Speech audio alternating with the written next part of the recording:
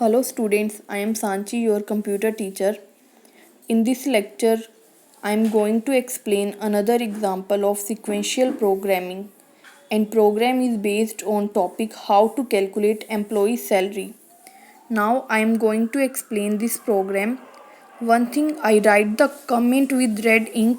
All of you already know comments are not read by C++ compiler. Let's start the program. Top of the program, we add header file iostream.h and conio.h.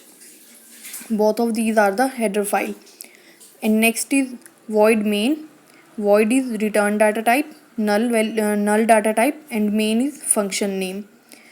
And curly braces for programs को start करने के लिए CLR and functional brackets. Clear screen function जो running time पे screen को clear करके देता है. Variable declaration. Next integer total days, total month days, leave जितने दिन एम्प्लॉय लीव पर रहा, वर्किंग डेज. टोटल डेज में से लीव को सब्ट्रैक्ट करने के बाद हम लोगों के पास वर्किंग डेज आ जाएंगे. फ्लोट डाटा टाइप में हमने डिक्लेयर किया salary, DA dearness allowances, HRA house rent allowances, 1D salary, 1 day salary of employee, net salary, gross salary. Character data type में E name employee name, size is 20, C name company name, size is also 20. Next C out enter the name of employ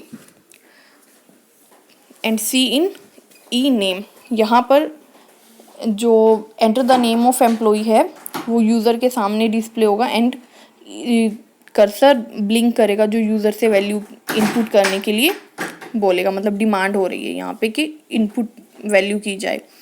enter the name of company, C name same company का name enter किया जाएगा. Enter the total working days of month, total days month में जितने दिन working रहे थे 30 या 31 जो भी रहेगा.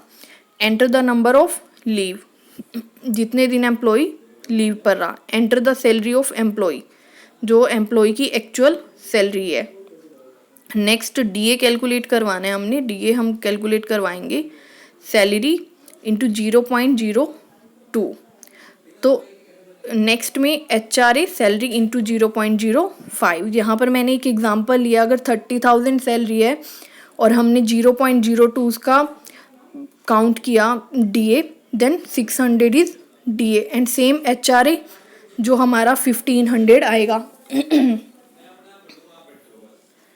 वर्किंग डेज कैलकुलेट करने के लिए टोटल डेज माइनस लीव, जो हमारे टोटल डेज थे उसमें से हम एम्प्लॉयज़ की लीव माइनस करेंगे and then we get the working days.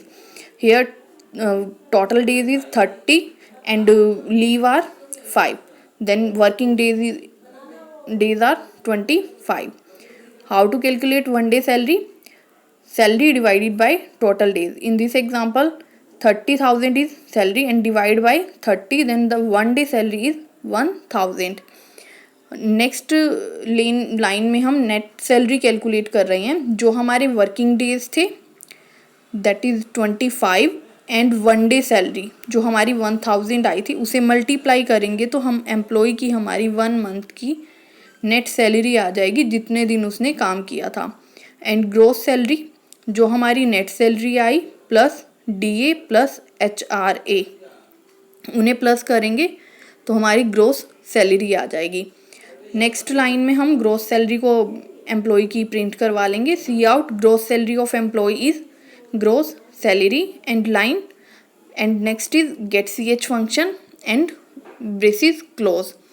Next run करके देखा है हमने इस प्रोग्राम को. Enter the name of employee हमने डाला Rohan. Enter the name of company Indian Petroleum. Enter the total working days of month is 30. Enter the number of leave 5. Enter the salary of employee 30,000.